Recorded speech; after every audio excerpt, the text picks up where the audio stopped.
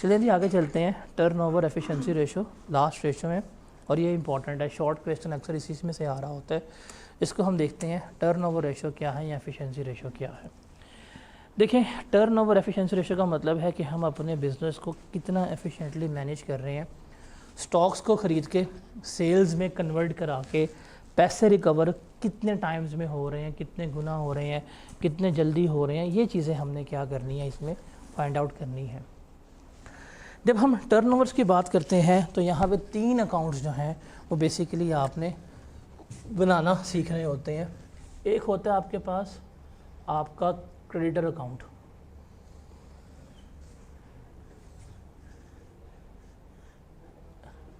आपके पास होगा opening balance creditor account का, आपके पास होगा क्लोजिंग बैलेंस क्रेडिटर अकाउंट का।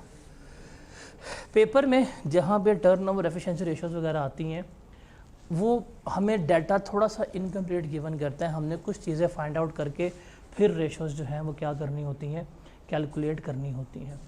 तो आप जब भी ये अकाउंट्स बनाएंगे तो 2 अकाउंट्स आप लाजमी बनाएंगे एक साथ। एक क्रेडिटर का अकाउंट होगा और दूसरा हमारा अकाउंट होगा परचेजेस का, या जो हमारी इन्वेंट्री वगैरह होंगी उसका अकाउंट हम बना रहे होंगे।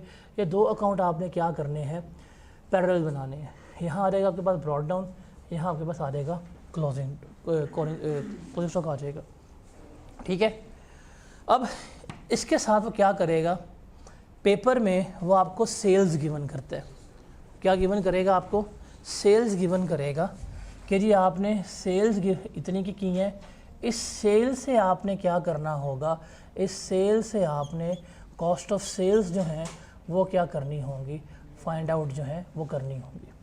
अब इसके लिए हमारा एक कंसेप्ट आता है, वो है जी हमारे पास मार्जिन का, और दूसरा है हमारे पास मार्कअप का। मार्जिन और मार्कअप पता होगा आप लोगों को क्या होता है। अब जो मार्कअप होता है basically that is profit on cost, और मार्जिन क्या होता है हमारे पास, प्रॉफिट ऑन सेल्स होता है। मतलब अगर आप इसका CPS ड्रॉ करें तो इसमें हमारी कॉस्ट जो है वो 100% होती है, प्रॉफिट हमारे पास 20% होगा, और सेल्स किसको शो कर रही होगी, 120% को शो कर रही होगी। और अगर हम बात करें मार्जिन की, तो मार्जिन में क्या होता है, मार्जिन में हमारे पास सेल्स जो है वो कितनी होती हैं, 100% होती हैं, प्रॉफिट जो है वो कितना होगा हमारे पास 20% होगा, और कॉस्ट जो है वो कितनी होगी मेरे पास 80% होगी। पेपर में सबसे पहले तो वो हम इस तरह से अपनी कॉस्ट ऑफ सेल्स निकाल रहे होंगे।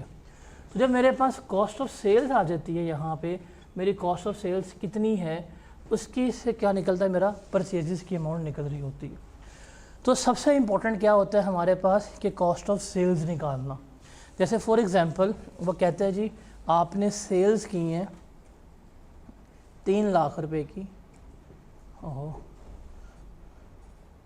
और आपका प्रॉफिट परसेंटेज जो है वो 20% है। बताएं कॉस्ट ऑफ सेल्स क्या होगी अगर मार्कअप हो और अगर आपका मार्जिन हो। सब बताएंगे क्या आती है कॉस्ट ऑफ सेल्स आपकी।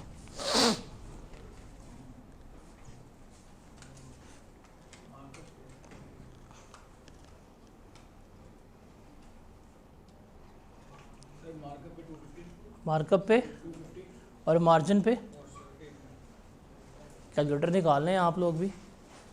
चलें जी, मार्कअप अगर निकालें, देखें मार्कअप की बात करें तो मार्कअप में कॉस्ट क्या होती है हमारे पास 100 होती है, प्रॉफिट उसने हमें किया है 20, और उसने हमें सेल्स गिवन की है। सेल्स हमें गिवन कितनी है, डैट इज़ 3 लाख। इसका मतलब किसको शो कर रहा है ये 120 को, तो आप इसको 120 पर डिवाइड करें, क्या आएगा आंसर कॉस्ट का 250 आपके पास कॉस्ट ऑफ सेल्स होगी, और प्रॉफिट कितना होगा आपके पास 50,000 होगा। आप अगर मार्जिन की बात करें तो मार्जिन में से हमें गिवन की है ये सेल्स कितने शो कर रही है 3 लाख, और ये है हमारी 100%। 3 लाख को डिवाइड करें 100 पे क्या आता है, मल्टीप्लाई करें 80 से, 240 हमारे पास क्या होगी, कॉस्ट ऑफ सेल्स होगी, और प्रॉफिट कितना होगा हमारे पास 60,000 का होगा। तो बेसिकली इस तरह हम क्या करते हैं, अपनी कॉस्ट ऑफ सेल्स कैलकुलेट कर रहे होते हैं। अब रेशो वाले क्वेश्चन में जहाँ पे भी उसने कम्प्लेक्सिटी इन्वॉल्व करनी है, जहाँ पे भी टर्नओवर रेशोज वगैरह आएगा, तो उसने आपको क्या करना है जी, आपका ओपनिंग स्टॉक ये था, आपका क्लोजिंग स्टॉक ये था, आपके ओपनिंग पेएबल्स इतने थे, आपके क्लोजिंग पेएबल्स जो हैं इतने हैं, वो गिवन करेगा, आपको सेल्स की अमाउंट गिवन कर देगा। अब कहेगा जी निकाल के बताएं, तो आपने इस डाटा से सेल्स से आप अपनी परचेजेस, अपना क्रेडिटर अकाउंट जो है दोनों क्या कर रहे होते हैं, बना रहे होते हैं। अब जब यहाँ पे आप कॉस्ट ऑफ सेल निकाल लीजिए, इतनी मेरी कॉस्ट ऑफ सेल्स आ रही है, यहाँ प्लेस करेंगे। जब आप इसको बैलेंस करेंगे तो यहाँ आपके पास क्या आ जाएगी, परचेजेस की अमाउंट आ जाएगी कि इतनी आपकी परचेजेस हैं, और ये क्या होगी, आपकी बैलेंसिंग फिगर होगी कि जी ये बैलेंसिंग फिगर है, कॉस्ट ऑफ सेल वगैरह एडजस्ट करवाने के बाद मैंने यहाँ पर कैलकुलेट की है। ठीक है। अब जब आपने ये परचेजेस निकाल ली हैं, यही परचेजेस आप कहाँ लिखेंगे, जाके इस क्रेडिटर के अकाउंट में जाके लिख लेंगे, परचेजेस आपकी यहाँ पे आ रही हैं। ठीक है। समटाइम्स अगर उसने पेमेंट दी हुई है, जो हमने क्रेडिटर को पेमेंट्स की हैं, वो हम पेमेंट्स वगैरह भी यहाँ पे लिख सकते हैं। अच्छा, ये क्योंकि क्रेडिटर अकाउंट है, इसमें एक चीज़ आपने याद रखनी है कि यहाँ पे सिर्फ आपके पास कौन सी आनी है परचेजेस, जो आपने ऑन क्रेडिट की हैं, जो आपने उधार के ऊपर परचेजेस की हैं, वो आपकी इसके ऊपर जो है वो आनी है। जो आपने उधार के ऊपर सामान लिया है वो आना है, कैश परचेज इसमें शो नहीं होनी। तो ये दो अकाउंट से आप क्या कर सकते हैं, आप आपस की कोई मिसिंग चीज़ जो है वो फाइंड आउट कर सकते हैं। तो जब भी आप कैलकुलेट कर रहे होंगे तो जो सबसे पहले आप बनाएंगे वो ये दो अकाउंट बना रहे होंगे, एक परचेसेस का और दूसरा क्रेडिटर्स का। और इसके साथ फिर तीसरा आपको पता है हमारे पास अकाउंट आता है, वो कौन सा होता है, हमारे पास डेटर का अकाउंट होता है, जिसमें हमारे पास ओपनिंग बैलेंस भी गिवन होगा, हमारे पास क्लोजिंग बैलेंस भी गिवन होगा।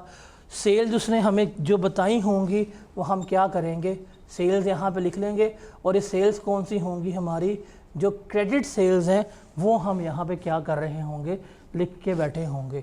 और यहाँ पे जो हमें बैंक वगैरह से जो अमाउंट रिसीव होगी वो लिख लेंगे। तो ये तीन अकाउंट्स बेसिकली जो हैं वो हमने क्या करने होते हैं, बनाने होते हैं। अब यही तीन अकाउंट्स ना आपने एज इट इज़ जाके बनाने हैं जब आप कैश फ्लो कर रहे होंगे। जब कैश फ्लो में आप जो changes in working capital find out करते हैं, तो वहाँ पे भी उसने आपको इनकम्प्लीट इन्फॉर्मेशन ही गिवन की होती है, तो वहाँ पे भी जाके आपने यही तीन अकाउंट बनाने होते हैं।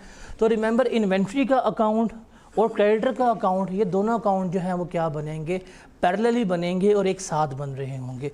While calculating turnover ratios and also when you are going to solve cash flow, तब भी आपने ये दोनों अकाउंट जो क्या है बनाने होंगे। ठीक है। अब टर्नओवर मतलब हम देख रहे हैं कितने गुना कन्वर्ट हो रहा है, कन्वर्जन्स को देख रहे हैं या एफिशिएंसी को देख रहे हैं कि कितने हम एफिशिएंटली अपने रिसोर्सेज को, चीज़ों को क्या कर रहे हैं, मैनेज जो है कर रहे हैं। अब इसमें तीन चीज़ें हमने देखनी है, एक इन्वेंट्री टर्नओवर, एक डेटर टर्नओवर, और तीसरा कौन सा होगा, हमारा क्रेडिटर टर्नओवर देखना होगा। तीन चीज़ें आएंगी। सबसे पहले आता है जी हमारे पास इन्वेंट्री टर्नओवर रेशो, इसका आंसर टाइम्स में आएगा। इन्वेंट्री टर्नओवर रेशो का मतलब क्या होता है कि हम इसमें देख रहे हैं कि हम अपनी इन्वेंट्री को कितने गुना सेल्स में कन्वर्ट कर रहे हैं। क्या कर रहे हैं, इन्वेंट्री को कितने गुना सेल्स में कन्वर्ट कर रहे हैं, वो हमारा क्या होता है, इन्वेंट्री टर्नओवर रेशो कहला रही होती है। तो जहां हम इन्वेंट्री टर्नओवर रेशो की बात करेंगे, फॉर्मूला होगा कॉस्ट ऑफ गुड्स सोल्ड, जो आपने यहाँ पे निकाली है, कॉस्ट ऑफ सेल्स। अब एग्ज़ाम में दो अप्रोचेज हैं, या तो आप उस अकाउंट से कॉस्ट ऑफ सेल्स निकाल सकते हैं, या आप बाय सीपीएस क्या कर सकते हैं, कॉस्ट ऑफ सेल्स निकाल सकते हैं मार्कअप मार्जिन लगा के। रेशो से क्वेश्चन में, जो रेशो से क्वेश्चन है उसमें वो सीपीएस ज़रा इस्तेमाल करता है कि मार्कअप मार्जिन को इस्तेमाल करवा रहा होता है। कैश फ्लो के क्वेश्चन में वो अकाउंट से निकलवा रहा होता है। तो चीज़ आपने याद रखनी है। आप कॉस्ट ऑफ सेल्स करेंगे, उसको डिवाइड करेंगे एवरेज इन्वेंट्री से। एवरेज इन्वेंट्री क्या होगी, opening inventory plus closing inventory divided by 2। इसका आंसर आएगा टाइम्स में। मतलब ये है कि हम इतने टाइम अपनी इन्वेंट्री को सेल्स में कन्वर्ट कर रहे हैं। अब बताएं, इन्वेंट्री सेल्स में कन्वर्ट हो रही है, स्टॉक ला रहे हैं सेल्स में कन्वर्ट कर रहे हैं, 100 का स्टॉक लाए सेल्स कर दी, स्टॉक लाए सेल्स कर दी। कन्वर्जन ज़्यादा बेहतर होगी कि कम बेहतर होगी? जाहिर बात है बिज़नेस चलता ही सेल से है, जितनी ज़्यादा सेल्स करेंगे उतना ही हमारे लिए क्या होगा, बेहतर होगा। तो हायर इज़ बेटर। अब इसके साथ ही दूसरी रेशो है that is inventory turnover days. ये है इन्वेंट्री टर्नओवर, ये एफिशिएंसी रेशो है। ये हमें बता रही है कि टर्नओवर डेज कितने दिनों में कन्वर्ट हो रहा है, ये बता रहा है कितने टाइम्स कन्वर्ट हो रहा है, ये बता रहा है कितने दिनों में कि आप अपने बिजनेस में एक स्टॉक लेके आए हैं। मतलब आप ये मार्कर परचेज करके लेके आए हैं अपने बिजनेस में, इस मार्कर को सेल्स में कन्वर्ट करना है, कितने दिनों में कन्वर्ट होगा। मतलब जो इन्वेंट्री में आपका परचेजेस का पार्ट बना है, परचेजेस से उठा के उसको सेल्स में कन्वर्ट करने में कितने दिन लग रहे हैं, वो आपने कैलकुलेट करना है। फॉर्मूला क्या होगा, इसको रेशो को रिवर्स कर दें, average inventory divided by cost of goods sold multiply by 365 जो हमारे पास डेज होते हैं। तो ये हमारे पास आएगा जवाब, इतने दिनों में हम अपने स्टॉक को सेल्स में कन्वर्ट कर रहे हैं। मुझे बताएं ये लोअर बेटर होना चाहिए कि हायर बेटर होना चाहिए? क्यों? जितने कम दिनों में सेल्स होंगी उतना ही क्या होगा, हमारे लिए बेहतर होगा। अगर हम जल्दी सेल्स करते हैं, कम दिनों में सेल्स करते हैं, क्या एडवांटेज है, और अगर हम लेट सेल्स करते हैं तो क्या डिसएडवांटेज होंगे, सोच के बताना है आपने। आप एक बिजनेसमैन हैं और आपने क्या किया, बिजनेस कर रही हैं बॉटल्स का, स्टॉक पड़ा हुआ है। इस स्टॉक को जल्दी सेल्स करने में क्या फ़ायदा है, क्या नुकसान है, इस स्टॉक को लेट सेल करने में क्या फ़ायदा क्या नुकसान है, बताएं, सोचें।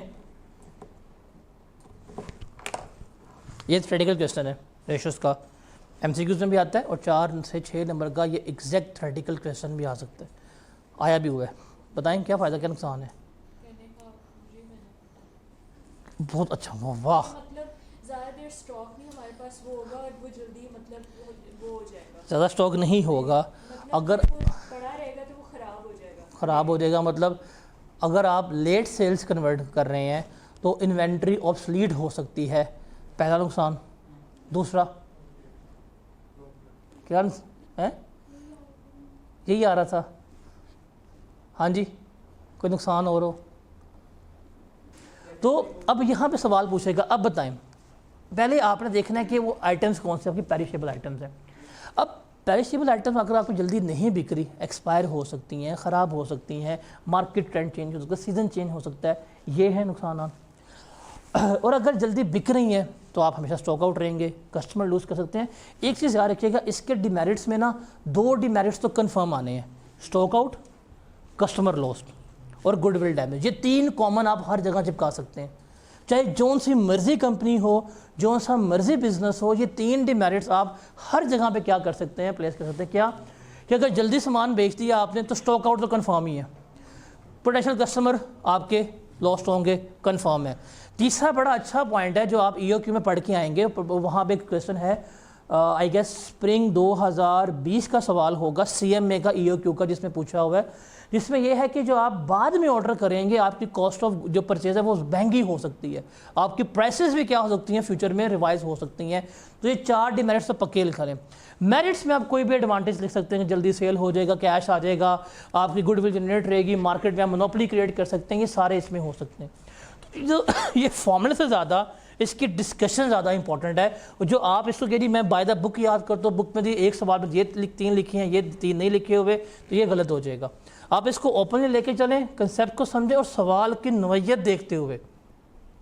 अगर वो पेरिशेबल गुड्स गिवन करे तो try to answer in that context के पेरिशेबल गुड्स के क्या फ़ायदे क्या नुकसान आते हैं। अगर फॉर एग्जांपल वो आपको गिवन करता है क्लोथिंग ब्रांड, उसके क्या होने चाहिए, सीजनल होगी। अब फुल गर्मी में सर्दी के कपड़े नहीं बिकते, फुल सर्दी में गर्मी कपड़े नहीं। अभी आपने खुद बताया जी, अगर बेचेंगे कीमतें सस्ती हो जाएंगी, तो ये आपके लिए सस्ती कस्टमर के लिए है, बट कंपनी के लिए क्या है, नुकसानदेह है कि वो जो चीज़ 10 की बेच रहा है वो कितने की बेच रहा है, 1000 रुपये की बेच रहा है, अपनी कॉस्ट से भी कम बेच रहा होगा। अगर नहीं बेचेगा तो उसकी होल्डिंग कॉस्ट बहुत महंगी पड़ रही होगी। तो ये सारा कुछ आपने क्वेश्चन को देख के लिखना होगा कि कंपनी कौन सी है, टाइप्स कौन सी हैं, उसके हिसाब से मेरिट्स लिखने हैं। डी मेरिट्स 3 तो पक्के हैं आपके, stock out, goodwill, customer loss और महंगा बाद में सामान, ये आप हर जगह चिपका सकते हैं। मेरिट्स में आपने ज़रा ध्यान रखना होगा। क्लियर है? चलिए, इसके बाद है हमारे पास डेब्टर टर्नओवर रेशो। अब सेल्स की हैं, सेल्स होती हैं दो तरह की, एक होती है कैश सेल्स, दूसरी होती है क्रेडिट सेल्स। कैश सेल्स में तो कहानी सही है भाई, कैश दो सामान ले जाओ, लेकिन बिजनेस सेल्स तो हमारे चलते हैं ऑन क्रेडिट। जैसे जो पेपर इंडस्ट्री है ना, पेपर इंडस्ट्री ये 12 महीने के चलते क्रेडिट के ऊपर, मतलब आज कंपनी पेपर बेचेगी ना मार्केट में बना के, उसकी रिकवरी तकरीबन 12 महीने बाद जाके करवाती है वो, तकरीबन 12 महीने के बाद। ये जो आपकी FMCGs होती हैं, फास्ट मूविंग कंज्यूमर गुड्स, जिसमें आती हैं आपकी रिटेल आइटम्स आती हैं, ये तकरीबन चलती है 90 डेज से क्रेडिट्स के ऊपर, कि आज कंपनी सामान बेच रही है, उनको आज पैसे नहीं मिलते, उन्हें मिलते हैं 90 दिन के बाद जाके पैसे मिलते हैं। ये जो आपकी कॉटन इंडस्ट्री है, इसका तकरीबन 8 महीने का क्रेडिट पीरियड होता है कि कपड़ा आएगा, बिकेगा, पेमेंट कब मिल रही कंपनी को, 8 महीने बाद जाके मिल रही होती है। अब यहाँ पे हमने देखना है डेटर टर्नओवर डेज और रेशो क्या होती है। अब डेटर टर्नओवर रेशो का मतलब है कि आप कंपनी डेटर्स को कितने टाइम्स कैश में कन्वर्ट कर रही है। सेल्स की हैं, उन सेल्स में से कैश रिकवरी कितने टाइम्स कर लेते हैं। 100 रुपये की सेल्स की हैं आपने, तो जी 100 रुपये की सेल्स में से रिकवर आप 2 दफ़ा में सारा 100 रुपये करा लेते हैं, 3 दफ़ा में 100 रुपये रिकवर करवा लें, 4 में करवा रहे हैं, 6 में करवा रहे हैं, 10 में करवा रहे हैं, या एक ही में कर रहे थे, तो ये आपकी रिकवरी है। तो इसका फॉर्मूला क्या होता है, नेट क्रेडिट सेल। इसमें कैश सेल्स नहीं आती, कौन सी आती हैं, क्रेडिट। यहाँ एग्जामिनर घुमाता है, वो देगा आपको टोटल सेल्स, उसमें होंगे कुछ कैश सेल्स, कुछ क्या होंगी, आपने कौन सी लेनी है, क्रेडिट सेल्स।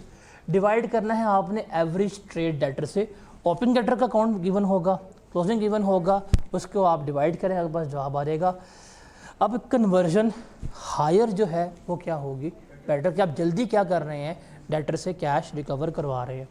फिर डेटर टर्नओवर डेज के कितने दिनों में आप जो है वो कैश रिकवर करवाते हैं।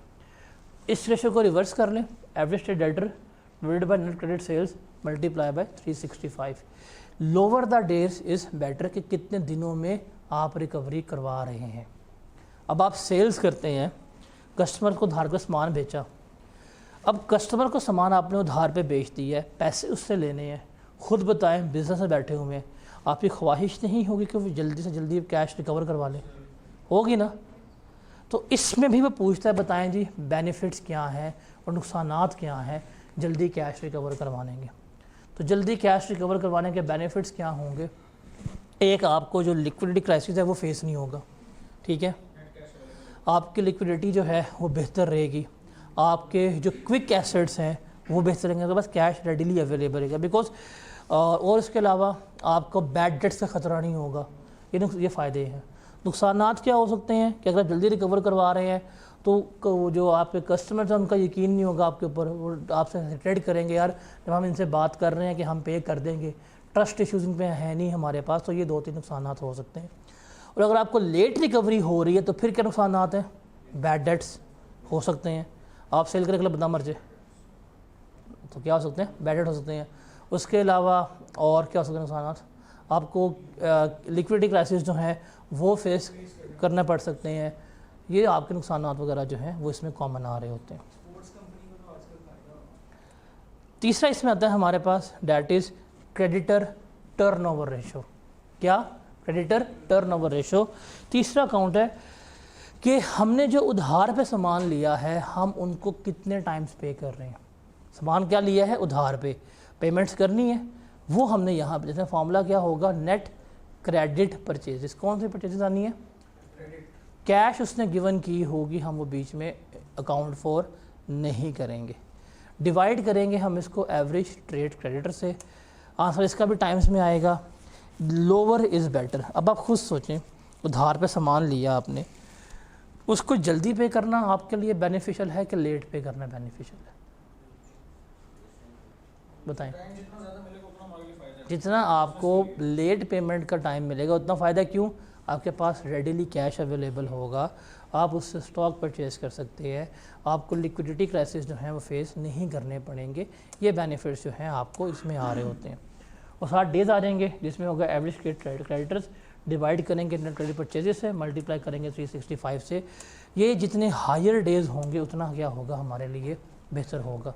अब आप सामान उधार पर लेके आते हैं कि जी कल ही मुझे पेमेंट कर दो, तो आपको इसके लिए पेमेंट अरेंज करने में मसला होगा।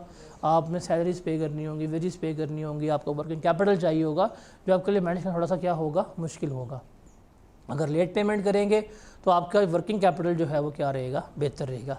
लेकिन लेट पेमेंट में नुकसान भी होता है, अगला बंदा आपको उधार नहीं देगा कि यार ये पैसे ले जाते हैं वापस नहीं करते। फिर तो इसमें याद रखना, इसमें जो क्रेडिट टर्नओवर है ना, इसमें आपने याद रखना है कि जो आपका नॉर्मल क्रेडिट पीरियड होगा उसी में आपने क्या करनी है, पेमेंट्स वगैरह करनी है।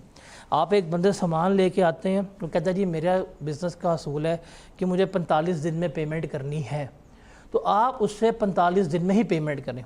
अगर आप उसको 30 दिन में पेमेंट कर देंगे आपका नुकसान है, आपको कैश के क्राइसिस जो हैं वो क्या करने पड़ सकते हैं, फेस करने पड़ सकते हैं। अगर आप उसको 60 दिन पेमेंट कर रहे हैं तब भी आपका नुकसान है, क्यों, वो नेक्स्ट टाइम आपको उधार पे सामान नहीं देगा। तो इसका सबसे बेस्ट इंटरप्रिटेशन ये होती है कि जो आपकी एग्रीड क्रेडिट लिमिट होती है, जो आपके एग्रीड क्रेडिट टाइम होता है, आपने with in that time with in that limit क्या करना होता है, पे करना होता है। Is that clear? तो ये हमारे पास तीन रेशोज़ हैं जिसको हम क्या कर रहे होते हैं, लेके चल रहे होते हैं। एक debtor turnover ratio, credit turnover ratio और इन्वेंट्री टर्नओवर रेशो। और इसके साथ ही हमारे साथ फिर जब इनको हम कंबाइन कर लेते हैं तो हमारे पास आती है बिजनेस साइकिल या ऑपरेटिंग साइकिल रेशो या वर्किंग कैपिटल साइकिल या कैश साइकिल। उसको देखते हैं क्या होगा जो हमने इसमें inventory days plus debtor days minus creditor days, ये हमने क्या करना है, इसको फाइंड आउट करना है। इसका मतलब क्या होता है कि एक सामान जैसे एक मार्कर है, इस मार्कर को परचेज़ करके इसको सेल्स में कन्वर्ट करके पेमेंट रिसीव करके जिससे उधार पे सामान ले उसको पेमेंट करना, मतलब एक पूरा साइकिल जो है वो हमारा कितने दिनों में कंप्लीट हो रहा है। उधार की परचेजिंग से लेके सेल्स, पैसे रिकवरी, वापस उस बंदों को पैसे पे करना, ये हम कितने दिनों में कर रहे हैं, ये हमारा क्या कहलाता है, बिज़नेस साइकिल।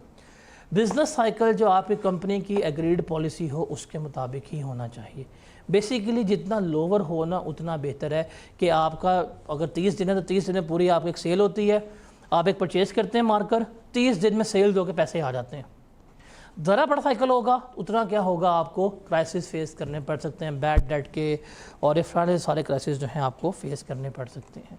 ये आपकी एग्रीड पॉलिसी के मुताबिक ही होना चाहिए जो बिज़नेस की पॉलिसी होगी।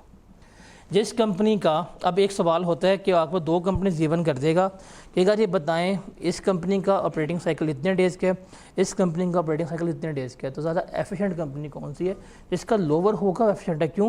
वो अपने रिसोर्सेज को ज़्यादा बेहतर तरीके से यूटिलाइज़ कर रही है, वो जल्दी जो है कैश रिकवर करती है, जल्दी सेल्स कन्वर्ट करती है और क्रेडिटर को टाइमली पे कर रही है, तो वो बेहतर होगा। इसका साइकिल बड़ा होगा तो हम देखेंगे किस वजह से बड़ा है, डेज़ ये वाले ज़्यादा है, ये ज़्यादा है कि ये डेज़ आपने ज़्यादा किए हुए हैं, उस हिसाब से हम क्या कर रहे होंगे, कैलकुलेट कर रहे होंगे। तो यहाँ पे हमारी रेशियोज़ जो हैं वो सारी कंप्लीट होती हैं, जिसमें से सबसे इम्पॉर्टेंट ये टर्नओवर रेशियोज़ या एफिशिएंसी रेशियोज़ हैं। इनकी इंटरप्रिटेशन जो है वो आप लोगों के लिए बहुत ज़्यादा इंपॉर्टेंट है और इसकी इंटरप्रिटेशन आप याद नहीं कर सकते। यदि आप बुक खोलेंगे आप जो है रट्टे मार लेंगे ना, ये डिपेंड कर रही है सोलली किसके ऊपर, किताब के ऊपर जो है वो डिपेंड कर रही होगी। तो यहाँ पे हमने स्टार्टिंग के चैप्टर पे हमने देख लिया था कि यूज़र्स कौन से हैं फाइनेंशियल स्टेटमेंट्स के, उनकी नीड्स क्या हैं वो भी देख ली थी। अब ज़रा हम देखते हैं, हमारे पास लास्ट रह गया था डैट वॉज एनालिसिस। हमने रेशो पढ़ ली है, एक है हमारे पास हॉरिजॉन्टल एनालिसिस और दूसरा है हमारे पास वर्टिकल एनालिसिस। हॉरिजॉन्टल एनालिसिस या वर्टिकल एनालिसिस क्या होता है इसको हमने देखना है। जो है ना हमारे पास हॉरिजॉन्टल एनालिसिस, इसको हम क्या कहते हैं, ट्रेंड एनालिसिस भी कह रहे होते हैं, कि हम बेसिकली ट्रेंड जो है वो कैलकुलेट कर रहे हैं क्या है हमारा इसका। तो इसमें हम बेसिकली क्या कर रहे होते हैं, हम पिछले साल के डाटा से अपनी हर एक चीज़ जो है वो कंपेयर कर रहे होते हैं। आपके पास जो प्रीवियस ईयर होगा वो क्या होगा, आपका बेस ईयर होगा। आपने बेस ईयर के पर्सपेक्टिव से कैलकुलेट करना है कि मुझे कितना इजाफा हुआ है, कितनी मेरे में कमी हुई है, ये सारा आपने यहाँ पर कैलकुलेट करना है। जैसे एक सवाल है, इसने आपको profit and loss account given की है और कहता है जी मुझे बताएं इसका हॉरिजॉन्टल एनालिसिस क्या होगा। तो ये 2023 की सेल्स हैं, ये 2024 की सेल्स हैं। आप क्या कर रहे हैं, 24 की सेल्स को 23 से क्या कर रहे हैं, कन्वर्ट कर रहे हैं। तो आप देख सकते कितना परसेंटेज इंक्रीज़ आया है या कितना परसेंटेज डिक्रीज़ आया है। फॉर्मूला क्या होता है, मतलब निकालने का तो बेसिक मैथ्स है कि इस साल की सेल्स कितनी है 4315, लास्ट की कितनी थी 3760, और जो बेस होगा लास्ट ईयर था इसको 3760 पर डिवाइड करके 100 से मल्टीप्लाई करेंगे तो चल देगा पता कि इतने परसेंट लास्ट ईयर से इंक्रीज़ हुई हैं आपकी सेल्स। तो पिछले साल के आइटम बाय आइटम क्या करना है, आपने कंपैरिजन करना है कि जी इतनी मेरी सेल्स इंक्रीज़ हुई है, इतनी मेरी कॉस्ट ऑफ सेल्स इंक्रीज़ हुई है, इतना मेरा जीपी, इतनी मेरी कॉस्ट, सारा कुछ आपने यहाँ पे कैलकुलेट करना होता है। इसे हम क्या कहते हैं, हॉरिजॉन्टल एनालिसिस, या इसको हम ट्रेंड एनालिसिस कह रहे होते हैं। पेपर में ऐसा सवाल नहीं आया, अल्लाह करे सवाल आते, सबसे आसान ये होता है कैलकुलेट करना कि उसने आपको लास्ट ईयर की भी फाइनेंशियल स्टेटमेंट गिवन की होगी, इस साल की भी गिवन की होगी। आपने आइटम बाय आइटम क्या करना है, कंपेयर करना है। जो इजाफा होगा, जो कमी होगी, आपने बता देना कि इतने परसेंट ये थी, इतने परसेंट ये इजाफा हमारा हो रहा था। ठीक है। सेकंड होता है हमारे पास वर्टिकल एनालिसिस है, हम कहते हैं कॉमन साइज एनालिसिस। जो है ना हमारे पास हॉरिजॉन्टल एनालिसिस, उसमें हम आइटम बाय आइटम कंपेयर कर रहे हैं, सेल्स कितनी थी लास्ट ईयर की, इस साल की कितना इंक्रीज़ आया है। जो हमारे पास वर्टिकल एनालिसिस है उसमें हम क्या करते हैं, उसमें हम अपने से ही देख रहे हैं टोटल सेल्स में, टोटल में कितना डिफरेंस आ रहा है उसको हम देख रहे होते हैं। मतलब हम देखते हैं जैसे यहाँ पे उसने आपको डाटा गिवन करेगा 2 साल का, 23 का और 24 का। पहले आप 2023 जो है उसे क्या करेंगे, कंपोनेंट वाइज जो है कैलकुलेट कर लेंगे, जिसमें सेल्स जो हैं हमेशा वो आपकी क्या होती हैं, 100% होती हैं। जब बैलेंस शीट में आएंगे जो टोटल एसेट्स हैं वो क्या लेंगे, आप 100% लेंगे। जब आपकी सेल्स जो है 100% है, देखेंगे कॉस्ट ऑफ सेल्स कितने परसेंट है, तो क्या करेंगे, आप कॉस्ट ऑफ सेल्स गिवन की होंगी उसको डिवाइड करेंगे सेल्स से, मल्टीप्लाई करेंगे 100 से, चलेगा पता जी इस 100% में से इतने परसेंट जो है वो मेरी क्या है, कॉस्ट ऑफ सेल्स है, इतने परसेंट मेरा क्या आ रहा है, जीपी आ रहा है। मतलब आइटम बाय आइटम क्या कर रहे हैं, आप देख रहे हैं कि मेरे इस टोटल में से कितने परसेंट डिस्ट्रीब्यूशन कॉस्ट थी, कितने परसेंट एडमिनिस्ट्रेशन कॉस्ट थी, कितने परसेंट टैक्स था, कितने परसेंट फाइनेंस कॉस्ट थी। आप वो क्या करेंगे, इस साल कैलकुलेट कर लेंगे। जो नेक्स्ट ईयर होगा आप उसकी भी क्या करेंगे, item by item percentage calculate करेंगे कि इस साल कितने परसेंट सेल है, कितने परसेंट जीपी है, कितने परसेंट डिस्ट्रीब्यूशन कॉस्ट है, निकाल ली। अब आप उसको करेंगे कंपेयर कि जी लास्ट ईयर मेरे कॉस्ट ऑफ सेल 71% थी, इस साल कितनी है, 70% है। लास्ट ईयर जीपी 29 था, इस साल कितना हो गया, 30 हो गया। लास्ट ईयर मेरी डिस्ट्रीब्यूशन कॉस्ट 20.2% से कितनी हो गई है, 18.5 हो गई है। ये हमारा क्या कहलाता है, वर्टिकल एनालिसिस कहला रहा होता है। तो ये 2 एनालिसिस हैं, ये भी हमें क्या बता रहे हैं, इंटरप्रिटेशन बता रहे हैं। अब जब आप फाइनेंशियल स्टेटमेंट गिवन करते हैं, जो इन्वेस्टर्स हैं या गवर्नमेंट जितने भी यूज़र्स हैं वो इनको पढ़ते हैं आके, खासतौर पर रेशो तो बहुत कम लोग देखते हैं। रेशो वो देखते हैं जिसने वाकई इन्वेस्ट करने को डीपली नॉलेज होती है। जो ले मैन होता है उसने क्या देखना है, यार ठीक है जी सेल्स कितनी है लास्ट टाइम, अच्छा इतनी इंक्रीज़ होगी 14.8%, जीपी कितना है, तो वो इस परसेंटेज का इंक्रीज डिक्रीज निकाल के इसकी बेसिस पे क्या करेगा, सारा आपका कैलकुलेट कर रहा होगा। तो ये हमारा एक हॉरिजॉन्टल एनालिसिस है और हमारा वर्टिकल एनालिसिस आ रहा होता है। रेशो हमने पढ़ ली है क्या होती हैं, प्रॉफिटेबिलिटी रेशो देख ली है, वर्किंग कैपिटल रेशो देख ली है, लिक्विड रेशो देख ली है और सॉल्वेंसी रेशो देख लिया है। एक और रेशो हम पढ़ के आ चुके हुए IAS 33 में, IAS 33 भी रेशो ही भजन क्या हो गया, क्या था formula, earnings attributable to ordinary share holder divided by weighted average number of shares. हम बता रहे हैं कि पर शेयर इतनी अर्निंग है कंपनी की, इन्वेस्टर इसकी बेसिस पे क्या करे, फैसला ले, तो वो भी रेशो ही थी। तो ये सारी हमने रेशोज ईच एंड एवरीथिंग जो है वो कर ली है कैलकुलेट। यहाँ पे हमारा चैप्टर जो है ये वाइंड अप होता है।